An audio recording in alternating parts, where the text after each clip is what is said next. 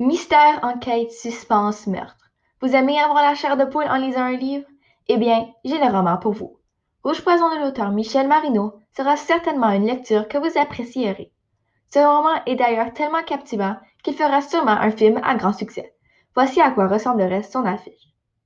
J'ai choisi un arrière-plan avec de gros bonbons rouges, car dans l'histoire, ces bonbons étaient empoisonnés avec de l'épacourine, ce qui a causé la mort de plusieurs enfants. Ensuite, pour représenter le meurtre mystérieux, j'ai ajouté deux bandes de rubans jaunes, souvent vues dans les scènes de crime et autres dangers. Ensuite, au haut de la page, j'ai ajouté les noms de deux acteurs qui jouent les rôles des personnages principaux. Au bas de la page, j'ai ajouté d'autres informations importantes par rapport à la production, comme la date de sortie qui sera le 2 avril 2021. Voici maintenant à quoi ressemblerait la trame sonore du film Le Rouge Poison. Tout d'abord, tiré du film Le fabuleux destin d'Amélie Poulain, la chanson instrumentale Continuons traité par Yann Tiersen serait parfaite pour lorsque Sabine écoute ses parents se disputer au téléphone pour qui va la garder lors du voyage de sa mère lors du chapitre 1. Elle se sent abandonnée et ignorée. Et je crois que cette chanson émet vraiment l'effet recherché. La musique douce et émotionnelle nous fait sentir la tristesse, mais on peut aussi ressentir l'espoir, comme si quelque chose de bien allait arriver bientôt. Ensuite, j'ai choisi la chanson Papaouté de Stromae pour lorsque Sabine est enfermée dans le sous-sol d'Alfred Turcotte et qu'elle se demande où est son père. Dans la chanson, on peut ressentir la frustration et des émotions fortes, ce que Sabine ressent lors de cette scène. Aussi, dans la chanson, on dit Papa où t'es, ce qui veut dire Papa, où te trouves-tu? Ce qui s'applique extrêmement bien car lors de cette scène, Sabine se demande si son père va la retrouver un jour. Pour la dernière chanson, j'ai choisi la valse Grand Hôtel par Nicola Piovani. Aussi tirée du film Life is Beautiful, j'ai choisi cette chanson pour lors de la prologue, lorsque Sabine, Pierre, Xavier et sa famille célèbrent le jour de Pâques tous ensemble en faisant une chasse aux œufs. J'ai choisi cette chanson car je trouvais que la musique vivante nous faisait ressentir la joie et le soulagement, comme si quelque chose de tragique était arrivé, mais que tout va bien aller maintenant.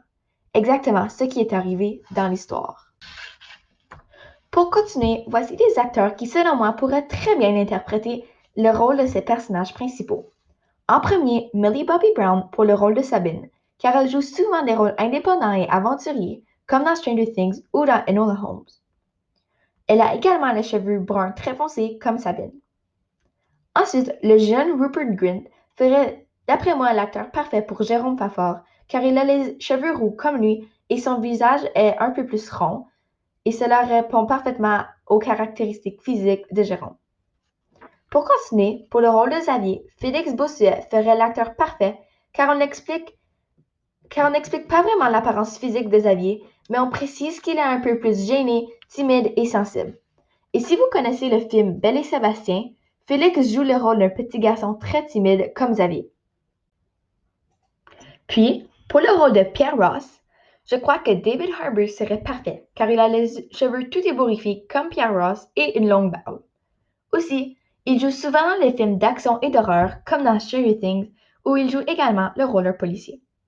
Ensuite, pour le rôle d'Alfred Turcotte, entre autres l'assassin, je pense que Harrison Ford serait la crème de la crème, car comme Alfred, il est plus âgé et il a toujours un genre de petit sourire en coin qui a l'air un peu louche.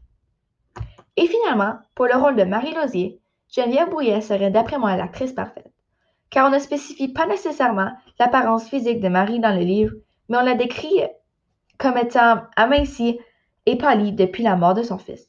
Geneviève Bouillet, avec ses longs cheveux noirs et ses yeux d'un bleu éclatant, répond à ces caractéristiques.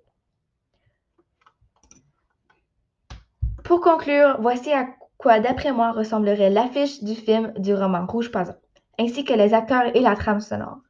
Aimeriez-vous aller voir ce film au cinéma un jour? Moi, certainement.